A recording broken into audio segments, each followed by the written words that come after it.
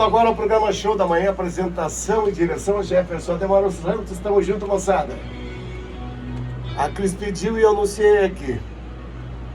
Desde ontem a gente está anunciando a vocês a presença da doutora Cristiane Nadi, especialista em direito de família.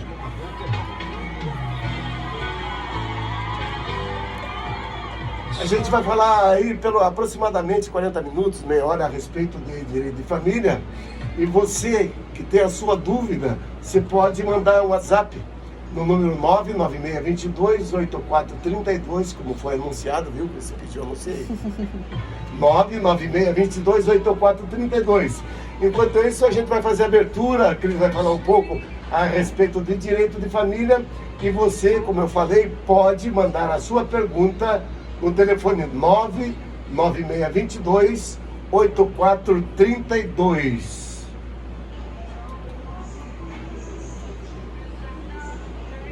Bom dia, Cristiane. Quanto tempo? Tudo bem? Bom dia, Jefferson. Tudo bem? Muito obrigado pelo convite. Bom dia a todos. Então, Cris, aqui a maioria das pessoas de ontem para hoje perguntou a abrangência de hoje a respeito de direito de família. Tá? Explica um pouquinho, faz um resumo do que constitui o direito de família, quais os direitos, as obrigações. Depois a gente vai passando as perguntas que o pessoal fez pra gente, beleza? Claro, vamos lá. Bom, o direito de família, ele trata tanto dos regimes de casamento, questão de união estável, quanto os direitos referentes aos filhos, né, pensão alimentícia, guarda, direito de convivência, o antigo chamado direito de visitas, né?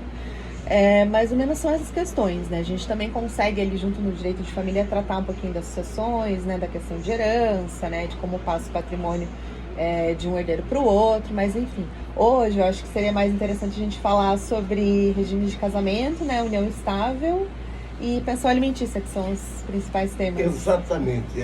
União estável, teve bastante pergunta.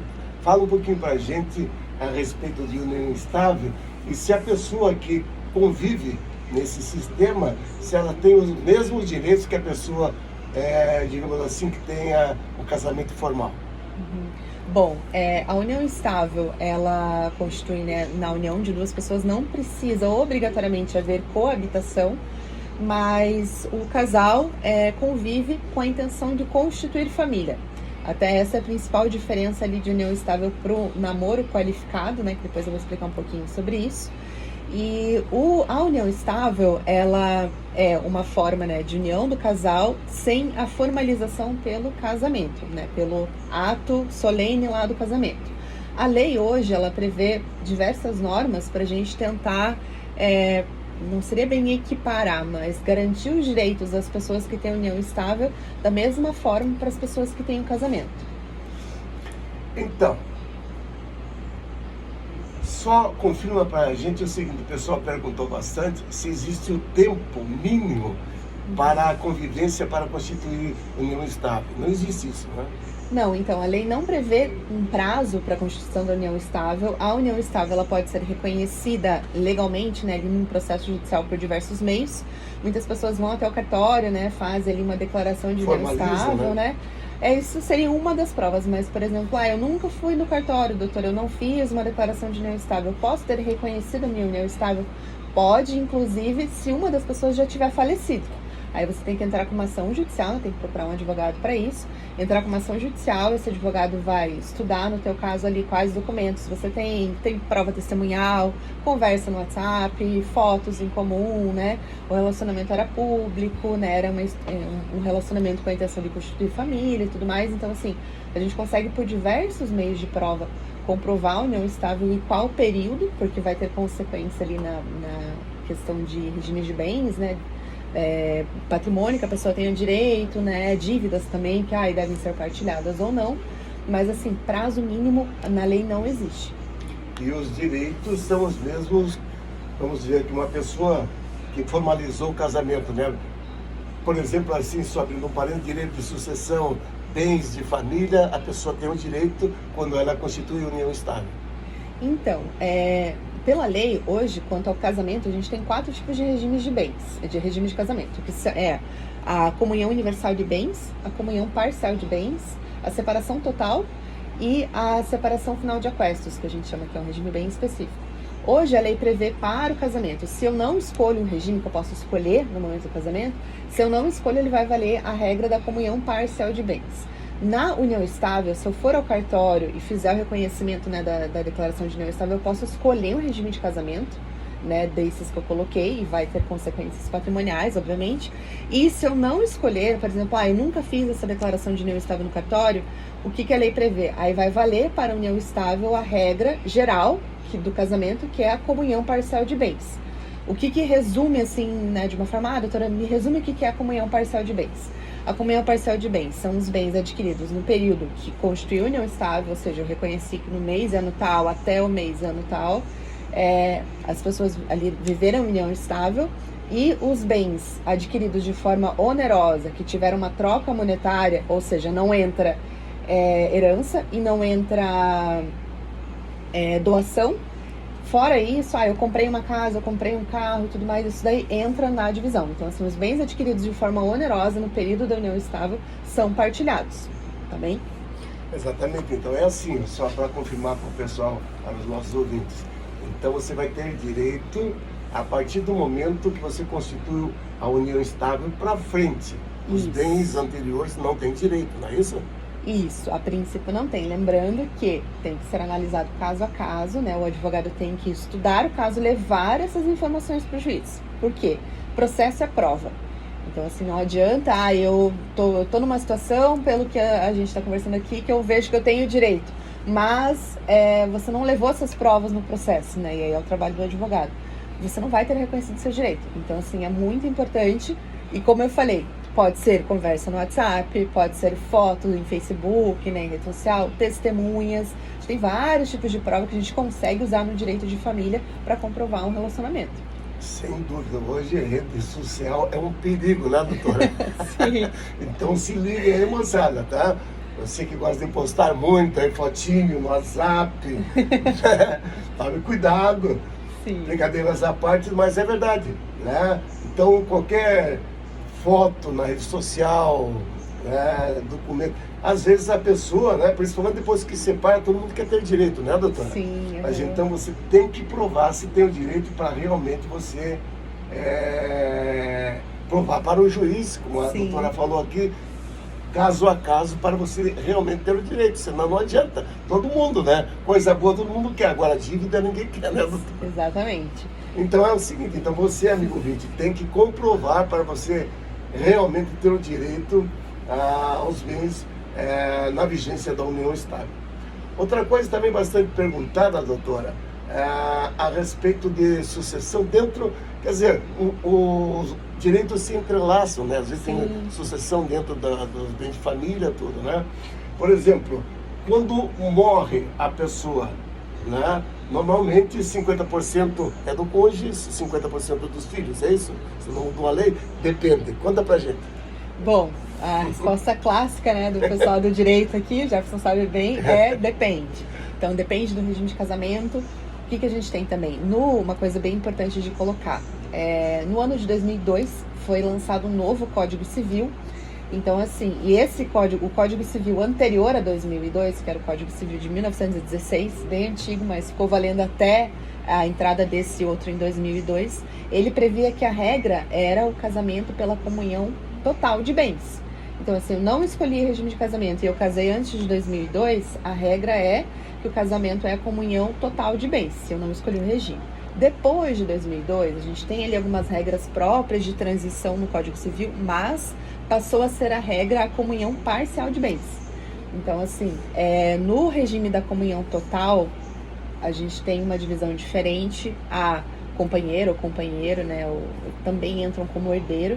Então, a divisão acaba sendo diferente. A gente também tem a questão que a gente pode analisar no caso a caso de renúncia de um dos herdeiros, né? Como que isso daí vai se aplicar? Se vai para, por exemplo, o filho renuncia à herança, se vai para os netos, ou se não tiver netos, se volta para a companheira, para o companheiro, né? Tem muitas regrinhas ali no Código Civil, e a gente também tem essa questão se a pessoa casou antes ou depois de 2002, tá? Casou ou constituiu união estável. Lembrando que Na união estável a gente tem a aplicação subsidiária, né, que a gente fala, das regras do casamento. Uma outra questão bem importante, já entrando nessa parte de falecimento, Jefferson, é que eu consigo, com uma ação judicial, né, se for o caso, reconhecer a união estável a gente fala pós-morte, ou seja, eu vivi em união estável a vida toda com uma pessoa, isso seja a relação, né, homem-mulher, homem-homem, enfim, relação homoafetiva, né, a gente não vai entrar nessa discussão, mas assim, os direitos são reconhecidos de forma igual para qualquer tipo de pessoa. Se uma das pessoas ali do casal faleceu e eu vivi a união estável a vida toda com ela, ou por um período, mas eu não tenho nenhum documento comprovando isso, eu consigo entrar com uma ação judicial para que seja reconhecido que eu vivi em união estável com essa pessoa que faleceu, lembrando, diversos meios de provas podem ser utilizados, e por via de consequência, embora eu não tenha um documento ali comprovando que eu sou herdeiro, eu passe a ter direito aos bens que essa pessoa deixou. Mas primeiro eu tenho que ter reconhecida essa ação de, né, união estável ali pós-mortem. Da mesma forma, eu também consigo, por exemplo, eu era casada ou vivia em união estável e eu estava separada de fato, que a gente fala, que é sem regularizar essa questão judicialmente. E eu estava separada de fato e outra pessoa faleceu. E eu não vou ter direitos, né? Ou a pessoa que estava com meu pai, com a minha mãe, enfim, com meu parente, ela não tem direitos. Né? E eu consigo também entrar com uma ação judicial para que seja reconhecida a separação de fato na época do falecimento. Entendi. Mas me diz uma coisa, continua o direito de sucessão, os bens, primeiramente para descendentes, ascendentes e colaterais, ou mudou alguma coisa a respeito disso? Bom, o que a gente tem garantido na lei? Metade do patrimônio é destinado para os chamados herdeiros necessários. Quem são os herdeiros necessários?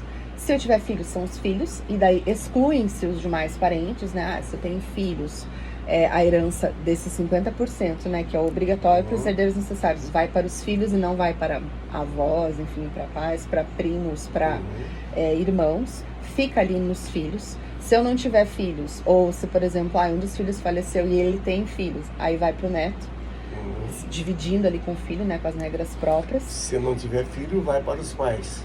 Se não tiver filho e não tiver companheira, né, ou, enfim, companheiro, cônjuge, né, aí vai para os pais. E também existem algumas situações excepcionais que podem ir para os irmãos, tá?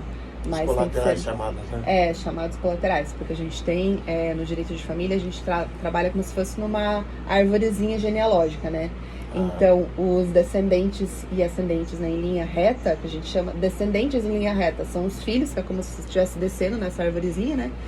Ascendentes, sobe nessa linhazinha em linha reta, que são os pais da pessoa, e os colaterais é como se fosse pro lado, né? Daí você vai pros irmãos, pros tios, pros primos ali. Daí você imagina uma árvorezinha mesmo genealógica. E daí na lei mesmo está escrito colaterais, né? Entendi. Mas vamos dizer que tem o cônjuge e filhos. 50% para o cônjuge, 50% para os filhos, é isso? Depende do regime de casamento. Se fosse para a comunhão de bens, sim. Se for a comunhão parcial de bens, tem essa questão da divisão, a comunhão total também. Agora, se eu tiver separação total, aí não entra na divisão, né? Porque o patrimônio, mesmo a pessoa estando casada ou união estável com esse regime de casamento da separação total de bens, o patrimônio é todo separado. E o regime de casamento chamado separação final de aquestos, ele é uma mistura do regime da comunhão parcial com a separação total. O que acontece nesse regime? Durante o casamento ou a união estável, que valha, né, que seja aplicado esse regime da separação final de aquestos, durante a união, o casal administra livremente o patrimônio. Por exemplo, eu tenho uma casa no meu nome, você tem uma casa no seu nome, a gente tem esse regime de casamento. Eu posso dispor livremente do meu patrimônio sem nem te perguntar, sem nem você saber, mesmo a gente estando casado ou em união estável. E no momento que a gente resolve se separar, aí a gente pega como se fosse aquele patrimônio todo e divide ali, né, como se fossem os lucros daquilo tudo. Entendi. Isso é coisa mais nova, né? Mais recente, né? É um regime que está previsto no Código Civil, né, de 2002, ali é pouco conhecido, muito usado para empresários, né, normalmente, porque ele permite... A turma que tem dinheiro. Ele permite, assim, uma maior facilidade de você movimentar ali o teu patrimônio, né? Porque e não se incomodar no futuro, né? Se incomodar, não se incomodar no futuro, aí eu vou vender meu peixe. Aí você precisa de um advogado. Então, se precisar de uma ótima advogada de família, fala com a gente aqui. Pode passar teu telefone, Cris? É? Claro. Tá bom, eu ia passar no final, mas tá. Não, passa agora e passa no final. Que quem quiser já vai ligando, já anota aí, porque tenho certeza que muitos ouvintes aqui que estão precisando, né? De uma boa advogada de família. É a própria aqui, minha querida amiga de longa data, a doutora Cristiane Nardi, uma das maiores especialistas de Curitiba em direito de família. Mas conclua lá. Imagina, obrigada. Bom, o telefone é 419-9258-0158. E também tem os meus canais, Instagram, Facebook, tem o site nardiadvocacia.com.br, Instagram, Facebook é Cristiane Nardi mesmo, fácil de achar. Mas é isso, bom, mas o que eu falo, né, dessa questão de vender o peixe? Porque no direito de família a gente tem, como eu estou explicando aqui, várias regras, né, várias peculiaridades que as pessoas podem se valer para se proteger, mas aqui no Brasil a gente não tem muito, agora está mudando, né, mas a gente não tem muito uma cultura de uma advocacia preventiva. Exatamente. Na empresa nossa, lá em Curitiba, é uma coisa diferente, só para fazer um parênteses também. A gente atuava preventivamente, que a questão... Lá é uma empresa de recursos humanos, né? Você sabe que um dos maiores passivos que tem dentro das empresas é os problemas de ações, né? As empresas quebram por causa disso, né? Então a gente agia de forma preventiva, assim também no direito de família, não é isso, Cris? A gente pode agir preventivamente para que não se incomode no futuro. É disso que você estava se referindo? Isso, exatamente, né? Como eu coloquei, a gente tem várias regras ali, né, no direito civil, no direito de família, que podem ser usadas, né, em benefício, seja do casal, seja de uma pessoa específica, para blindar o patrimônio para essa pessoa. Óbvio, ninguém casa ou constitui união estável com a intenção de se separar, isso é óbvio. Mas a gente tem que, né, colocar essas possibilidades ali de forma a se proteger, a proteger o seu patrimônio, né? Tem muitas questões que podem ser observadas, eu consigo colocar cláusulas específicas, tanto no meu patrimônio, né? Eu consigo, por exemplo, fazer, se eu tiver, eu tô com uma pessoa, eu namoro com essa pessoa, moro junto até, mas eu não quero, né, ter uma união estável, eu não pretendo casar com ela. Existe hoje o chamado contrato de namoro. É uma coisa... Já na época da faculdade tinha alguns que tinham lá. Só há 12 anos atrás, mais ou menos. Nossa. Mas então, é coisa nova, mas que o pessoal acha que não põe em prática. Tem muita gente que faz isso, né, Cris? Então, inclusive eu já fiz alguns contratos de namoro. O que ele quer dizer em resumo? Eu faço um contrato mesmo com a pessoa que eu tô, dizendo que a gente tem um relacionamento com o objetivo de um namoro, ou seja, não é de constituir família, né? Enfim, pode ser que eu tenha união estável, mas não queira ter filhos, mas eu tenho uma união estável. Agora, o namoro... Aí salvaguarda o patrimônio dentro desse contrato, né? Aí salvaguarda tanto o patrimônio, quanto, por exemplo, se a pessoa fizer dívidas, o meu patrimônio não vai ser afetado, eu não vou ser responsabilizado pelas dívidas do outro. Então, tem como a gente colocar várias cláusulas nesse sentido, mas é interessante a pessoa procurar preventivamente um advogado. É mais fácil de resolver o problema, né, do que antes de ter o problema. Exatamente. Prevenir, né, do que remediar. Sim. Então, você, amigo ouvinte, tá vendo? O direito de família não é só para quando você vai separar, entendeu? Então, você pode se prevenir para não se incomodar depois, viu, dona Anice? A Anice é minha secretária, trabalha há mais de 24 anos com a gente. Caramba! Então, amigo ouvinte, você pode se prevenir, né? Antes de você que se incomode no futuro, não é mesmo? Então, essa é uma das vertentes do direito de família, né, que a doutora Cristiane está falando aqui, que muita gente não conhece, porque é novidade esse contrato de namoro, né, Sim, doutora? Fala mais um pouquinho a respeito disso, que pelo jeito muita gente está gostando disso aí. Bom, contrato de namoro, como eu falei, a gente tem várias cláusulas ali que podem ser colocadas, o advogado tem que analisar caso a caso, né, o que a pessoa precisa, né, o que está sendo acordado ali. E muitas vezes me perguntam assim, doutora, mas esse contrato de namoro não pode ser afastado judicialmente? Olha, pode, mas assim, é muito difícil. Só um parênteses, esse contrato é feito em cartório? Não precisa. Não é judicialmente. As pessoas podem fazer um contrato como se fosse particular, né? As duas contratam um advogado, ele explica os direitos, vê o que as pessoas querem, redigir esse contrato. Ele pode ser depois registrado em cartório, ou não necessariamente, né, como as pessoas preferirem e o advogado entender que é a melhor solução do caso. Óbvio que no cartório tem uma maior força, diríamos assim, de que esse contrato foi feito de forma livre, espontânea e tudo mais, mas não existe uma previsão legal dessa necessidade, tá? Mas não é judicialmente, porque judicialmente eu levo quando as pessoas não estão concordando com algum termo, né? Então daí não seria um contrato, né? Ou tem uma das pessoas não tá ali, eu preciso que o juiz reconheça ou em alguma situação. Agora, um contrato de namoro, eu tô lá com duas pessoas querendo que seja... espontânea vontade, um contrato. Duas vontades, né, sendo expressas ali de uma forma. Lembrando que tem que ser de forma livre, espontânea, né? Não pode ser com coação, ameaça, etc, né? Obviamente. Claro. Mas assim, as formas de você, no futuro, tentar, por exemplo, invalidar um contrato desse judicialmente é justamente indo nessa linha.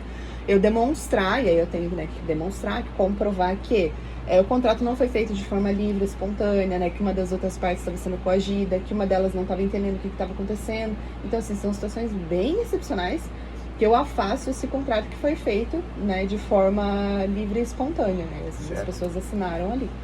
Então, esse contrato, só reafirmando aqui, tem que ser de livre e espontânea vontade de ambas as partes, claro, para poder ter validade. Sim. Eu verifico que as duas pessoas são maiores de idade, que as duas pessoas estão compreendendo, né, os termos ali, o que está sendo feito nesse contrato. Beleza, dá para fazer de forma livre, né, tranquilo ali.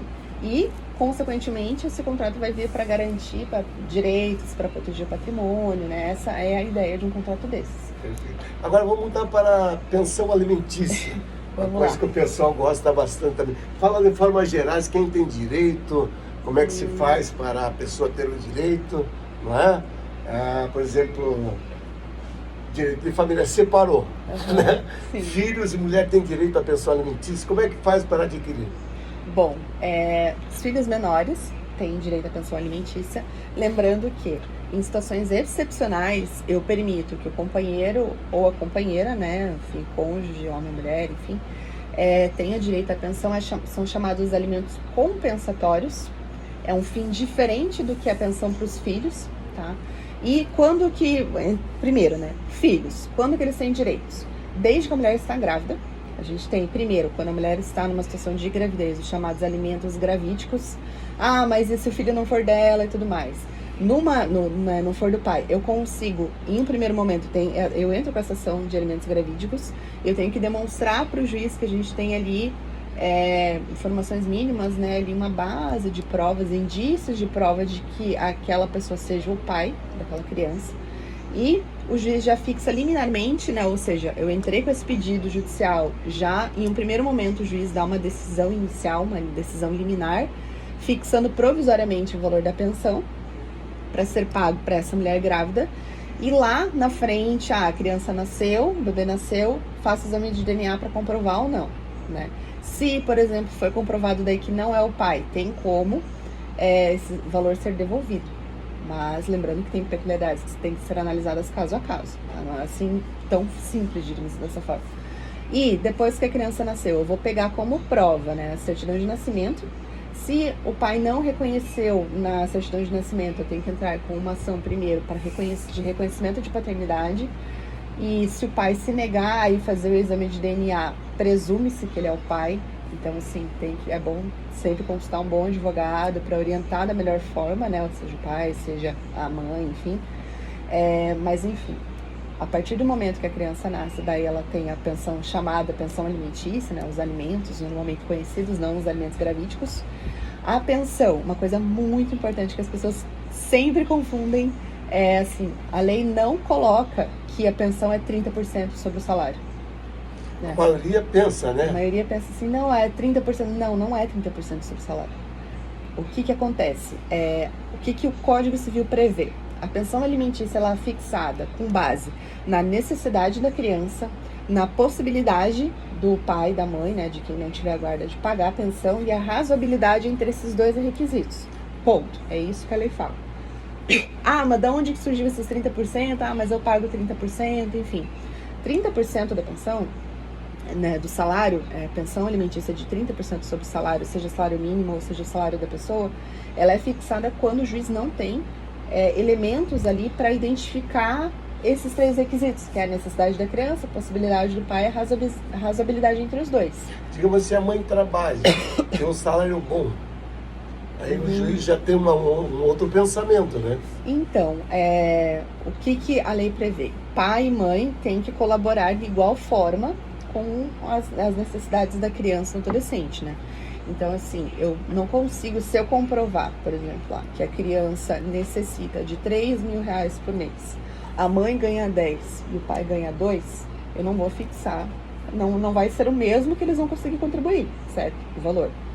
Agora, a mãe ganha 1.000 reais, o pai ganha 10, eu comprovei que a criança precisa de 3. É proporcional, né? Tem que fazer toda essa análise. Então, assim, é muito importante quando você, né, for entrar com o processo, pedir pensão alimentícia, ou se for pelo pai ali, por quem vai pagar a pensão, fazer a defesa, né?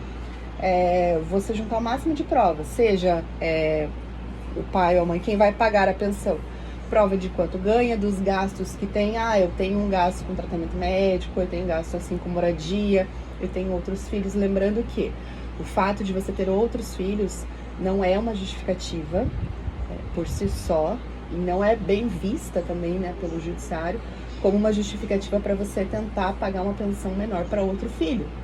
Por quê? A lei prevê que o entendimento, né, prevalente hoje é a questão da paternidade responsável. Então, se eu tenho um filho, pago pensão, aí fui lá e tive outro, daí eu quero entrar com uma revisional para diminuir a pensão porque, eu tive outro filho, esse argumento por si só, primeiro que não é bem visto, e segundo que não é suficiente para você reduzir a pensão. Por quê? O juiz vai falar, olha, mas a gente preza pela paternidade responsável. Então, se você tinha um filho e você teve outro, você já tinha que, sei lá, né, procurar meios de ter um outro trabalho para você manter o mesmo patamar entre os 2 filhos e para que o primeiro não seja, digamos assim, prejudicado pela vinda de um irmão. Entendi. Então, mas lógico, né, tem que analisar caso a caso. Caso a caso. Mas lembrando assim, 30% sobre o salário, a lei não prevê, é um entendimento dos tribunais, né, do STJ, dos tribunais estaduais. O juiz que vai estabelecer, caso a caso. No caso de 30%, eu não tenho provas de quanto que a pessoa ganha, coloco 30% sobre o salário mínimo. Lembrando que o salário mínimo é atualizado todo ano, então todo ano você tem que subir o valor da pensão, tá? Se for nesse patamar. Agora, é sempre melhor, né, mais interessante ali, eu juntar o máximo de provas para mostrar o quê? Os requisitos previstos na lei, a necessidade da criança, a possibilidade do pai e a razoabilidade entre os dois. Por exemplo, se eu tiver uma criança que eu comprovei que ela gasta 1.000 reais por mês e o pai ganha 10, eu não vou conseguir um valor de pensão muito maior do que o gasto comprovado da criança. Lembrando que a mãe também tem que participar. Certo, não é ficar em casa, sentada lá, tem que contribuir, né? Em tese, assim, os dois têm que contribuir com o custeio do filho. Certo. Aí entra uma outra questão também bem interessante, Jefferson, que é assim, mas quando eu estava casada, em união estável, eu acordei com meu marido, foi com um combinado do casal, que a mulher, só ficaria cuidando do filho. Aí depois eles se separaram e ela está tendo que voltar ao mercado de trabalho, certo? Isso leva um tempo. Então, assim, o que a gente tem quanto à questão da agora entrando nos alimentos para companheira, companheiro? Lembrando que não é só para mulher, pode ser para o homem também. Porque hoje em dia tem, né, casos em que o homem fica em casa para cuidar dos filhos e a mulher vai trabalhar. Acontece. Então, assim, inclusive tem muitos casos de que o homem prefere ficar com a guarda dos filhos e tudo mais, né? A gente tem que... A sociedade moderna, né? Isso, abrir a cabeça, né? Também não é assim. A gente tem que... O mais importante é o quê? É proteger a criança. Claro. Isso previsto na lei, no Código Civil, no Estatuto da Criança e Adolescente, né? O mais importante é sempre priorizar o que vai ser melhor para a criança. Da criança. Sim. Mas, enfim, alimentos compensatórios, que é para companheira ou companheiro. Quando o casal se separa e fica comprovado que o acordo do casal tinha sido um dos dois ficar em casa cuidando da prole, né, dos filhos, o filho, o outro, temporariamente, tem que pagar alimentos chamados compensatórios. Como eu falei, não se trata de alimentos... a natureza dos alimentos compensatórios não é a mesma dos alimentos para uma criança e para um adolescente, que esses são chamados de possuem caráter alimentar. Esses alimentos compensatórios são para compensar a situação que aconteceu, que por conta da separação, aquela pessoa que vivia sob a dependência do outro vai ter uma alteração ali, enfim, no seu padrão de vida, tudo mais, é como se fosse uma indenização, tá? Normalmente é fixado como: eu demonstrei para o juiz que aquela pessoa estava vivendo sob a dependência do outro, que ela vai levar um tempo para se recolocar. Né? Isso, dependência econômica. Que ela vai levar um tempo para se recolocar no mercado de trabalho, aí o juiz vai analisar quantos anos a pessoa tinha. Tinha 30, tinha 50, né? É diferente a recolocação no mercado. Normalmente os juízes fixam esses alimentos compensatórios até 2 anos. Pode ser um ano. Se readequar no assim, com base em estudos de que é o período que a pessoa leva para se recolocar no mercado de trabalho. Tá? Daí eu vou olhar, aquela pessoa já tinha uma profissão, não tinha, né? Enfim, as peculiaridades do caso. Mas assim, é uma situação excepcional, porque eu preciso comprovar a dependência econômica e comprovar que aquele foi o acordo do casal de uma das pessoas parar de trabalhar, parar de exercer sua vida, né? Para cuidar da prole. E agora ela precisa passar por toda essa mudança para se recolocar no mercado, né? Mas assim, existe a possibilidade excepcional desses alimentos. Então, o que a gente colocou até agora, tem os alimentos gravídicos, que é quando a mulher está grávida, né? Para o bebezinho que ainda está ali em formação. Os alimentos para os filhos e os alimentos para o ex-companheiro, ex-companheira, ex-cônjuge, ex-cônjuge. Eu falo companheiro porque se remete à união estável. Sim. E cônjuge que remete ao casamento. Certo. Né? Lembrando também que os alimentos para o filho é menor, e daí ele fez 18 anos, mas ele continuou estudando, está fazendo faculdade e tudo mais. Se conseguir comprovar, continua. Continua até os 24 anos de idade, se a pessoa ainda estiver estudando. Lembrando que, quando ela faz 18 anos, o entendimento é que daí os alimentos não são para sobrevivência, mas são para auxiliar aquela pessoa a se manter nos estudos, até começar, né, ali a vida profissional dela. Então, pode ser que com 18 anos, se eu comprovar essa situação e tudo mais, tá fazendo estágio, tá assim, sabe? Eu consigo uma redução do valor da pensão até a pessoa se formar, certo. Tá? Uma outra questão bem importante, Jefferson. Fiz 18 anos, o filho fez 18 anos, não está estudando, ou fez 24, continua estudando ou não está estudando. Eu paro de pagar pensão automática? Não. A gente precisa entrar com uma ação para que você seja desobrigado do pagamento da pensão. Não é de forma automática. Né? Não é automática. Tá vendo? Você, amigo ouvinte, que está nessa situação, tome cuidado. Tome cuidado, senão o bicho pode pegar pro teu lado. Procure uma boa advogada como a doutora Cristiane aqui para você não entrar numa fria, na verdade. Então, não, porque a maioria das pessoas entende que é automático. Não é automático. Você tem que comunicar ao juiz. Entrar com processo judicial para você não passar por uma situação difícil. É constrangedora até mesmo. Sim. Doutora, é o seguinte, outro assunto importante aqui para a Antonina, o pessoal perguntou de ontem para hoje, a respeito também dos filhos terem que cuidar dos pais, né? Está na lei também, no direito de família. Sim. Explica um pouco para a gente isso aí, porque às vezes o pai cuida do filho a vida inteira, não é? Depois ele se aposenta, fica em casa, o pessoal abandona. Então, qual que é a obrigação do filho ter que cuidar do pai depois, por exemplo, se ele está doente, também existe legalmente essa obrigação, né? Existe. A gente tem regras específicas também quanto aos alimentos aos idosos no Estatuto de Idoso, né? Certo. Então, assim, a partir do momento que eu comprovei que teve essa situação, né, de que o pai cuidou a vida toda do filho e o pai encontra-se numa situação de necessidade, eu consigo também acionar o judiciário para entrar com uma ação tanto para que o filho pague pensão para esse pai ou a mãe, como para que façam os cuidados mesmo. Então, assim, eu já, diríamos, pago um asilo, né, uma casa. Às vezes não é só a questão financeira, às vezes psicológica, às vezes a pessoa está doente, né? Então, aqui o pessoal perguntou bastante a respeito disso. A gente está falando, normalmente fala-se muito só do cônjuge, do companheiro ou do filho, mas e do avô, né? A pessoa... Aqui na nossa cidade é pequena, tem muita pessoa aposentada. Sim. Né? E tem muitos filhos que jogam o pai lá numa pensão e nunca mais vai. Ele acha que é só dar comida, não é só a pensão, não é? Ele tem que tratar em todos os sentidos. Fala um pouquinho pra gente a respeito disso. É bem interessante essa questão, Jefferson. Normalmente a gente fica mais né, nos outros temas ali, mas realmente existe no Estatuto do Idoso, junto com o Código Civil, né, uma regulamentação específica para eu entrar com uma ação para que os filhos sejam obrigados a exercer os cuidados quanto aos pais idosos. Lembrando que essa ação ela não vai se limitar à pensão alimentícia, por exemplo, um auxílio financeiro, mas também afetivo, né, de questão de cuidos. Então não é só você pagar. Não é jogar o senhor, a senhora lá, né, no pensionato, lá no estabelecimento de idosos e deixar lá e pronto. Não, você tem que ter a obrigação não só financeira, econômica financeira, mas também afetiva. Exatamente. Lembrando só uma questão peculiar nesse sentido, né, sobre essa questão, é que no caso de, por exemplo, mas meu pai nunca cuidou de mim, mas minha mãe nunca esteve presente, enfim, né, situações assim bem comprovadas, né, o pai nunca esteve presente na vida daquela pessoa. Aí, nessa situação, eu levando isso para o juiz, eu consigo que seja afastada essa responsabilidade.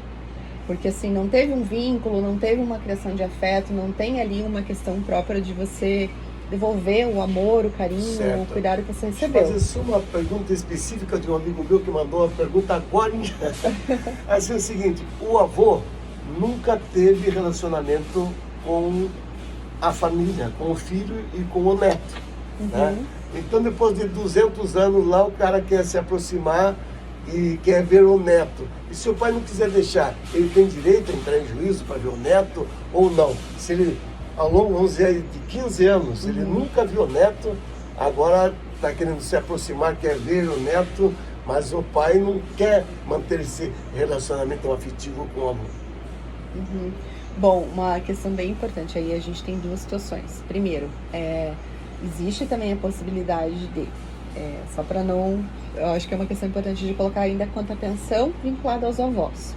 Se o pai ou a mãe, quem está obrigado ao pagamento da pensão, não conseguir pagar, eu consigo entrar com uma ação contra os avós para que eles sejam obrigados ao pagamento da pensão. Ah, certo. É chamada ação dos alimentos avoengos, mas eu preciso comprovar que os pais não conseguem pagar. Não tem condição financeira, então essa obrigação para os avós. Isso. Mesmo que os avós, por exemplo, não tenham nunca nem visto os netos. Certo. Entende? Não tem vínculo afetivo, mas você tem obrigação. Da mesma forma que o pai, pode ser que não tenha vínculo afetivo, mas ele é obrigado ao pagamento da pensão. Então, na situação, por exemplo, o pai faleceu, o pai está preso, eu consigo entrar com uma ação para cobrar a pensão diretamente dos avós. Agora, quanto à questão de afeto, né? Relação neto. Que é o caso da pergunta. Exatamente. O avô quer se aproximar do neto. Isso. Mas nunca teve vínculo afetivo nenhum com a família. O avô ou a avó podem entrar com uma ação, assim como o pai, né? O pai e a mãe. Entrar com uma ação para regulamentação de visitas, né? Regulamentação do direito de convivências, ou seja, que o juiz estipule, o avô vai conviver com o neto nos dias, horários tal, igual o pai ou a mãe, né? Acontece ali. Lembrando que, se eu estou numa situação em que não há vínculo afetivo, o neto nunca viu, não teve contato, vou observar no caso a caso ali a idade, se uma questão de um neto com 15 anos, mas se eu, por exemplo, tiver um neto com 1 ano de idade, né, então assim, o juiz tem que observar tudo isso, mas... Neste caso específico, ele nunca viu o neto, não tem vínculo. A neta, no caso, não tem vínculo nenhum afetivo. Então assim, o juiz vai analisar caso a caso, mas pode determinar que esse avô tenha direito de convivência, vai na casa, por exemplo, do neto da neta lá, 1 hora a cada 15 dias para ter contato. Nesse caso ele mora em outro estado, mora bem longe. Pode ser feito por videoconferência também, esse direito de convivência, direito de visitas. Mas lembrando que, como eu falei, a prioridade é criança e adolescente. Isso inclui o psicológico dessa criança e desse adolescente. Certo. Então, assim, se eu demonstrar para o juiz em defesa, né? Porque assim, essa ação de regulamentação de visitas dos avós, os avós entram como autores, né, avô, avó, e a outra parte que consta como ré no processo são os pais, se eu tiver um neto menor de idade, né? Certo. Então, ele que responde pelo menor, claro. Isso, e daí assim, a defesa que esse pai também pode fazer, olha, mas essa pessoa não tem vínculo com o meu filho e não é benéfico um contato dessa pessoa aí tem que comprovar com a criança. Isso, com a criança e com o adolescente. Tem que ser comprovado, né? Processo é prova, então assim, tem que ser demonstrado. E uma coisa bem interessante que eu acho muito, assim, que eu gosto de trabalhar com esse instituto no direito de família, quando eu trato de relações com criança e adolescente, é o chamado estudo psicossocial. Então, assim, em processos de família vai estar lá, muitas vezes é aquela guerra, né? Pai com mãe, avós e tudo mais, e fica aquela criança, aquele adolescente no meio. Muitas vezes, assim, fica aquela briga de ego e a criança e o adolescente está ali no meio. Então, assim, como que eu faço normalmente? Eu falo para o juiz, eu quero que seja feito um estudo psicossocial para eu demonstrar que não tem vínculo, ou para eu demonstrar que aquele contato não é bom, para eu demonstrar como que a criança está lidando com aquela relação toda. Porque ela não entende o que está ocorrendo, Isso. É prejudicial, né? E tem na lei a previsão desse estudo. E como é que ele é feito? A parte vai pedir, ele é feito tem que ser pedido, né? Algumas vezes o juiz determina de ofício, mas é sempre mais prudente o advogado pedir. E ele é feito no momento de produção de prova. Pode ser feito lá no começo do processo como liminar, excepcionalmente, mas normalmente é feito ali no momento de produção de prova do processo. Certo. E ele é feito por um assistente social, um psicólogo, um pedagogo vinculado ao judiciário, ou seja, um servidor público. Se eu tiver em uma cidade, né, em uma comarca, em que eu não tenho uma pessoa concursada nesse sentido, o juiz nomeia um psicólogo, enfim, para atuar como se fosse um servidor público, e ele atua como se fosse um perito judicial no processo. Certo. Aí ele pega e faz, lembrando que vai ser considerado a idade da criança, do adolescente, as peculiaridades. É uma criança que tem lá 5 anos. Ela tem um certo nível de desenvolvimento, eu não posso jogar ela numa sala de audiência, não posso fazer perguntas, né, mais sérias, assim. Então, por isso assim, que tem todo esse processo. Tem todo esse cuidado, sabe?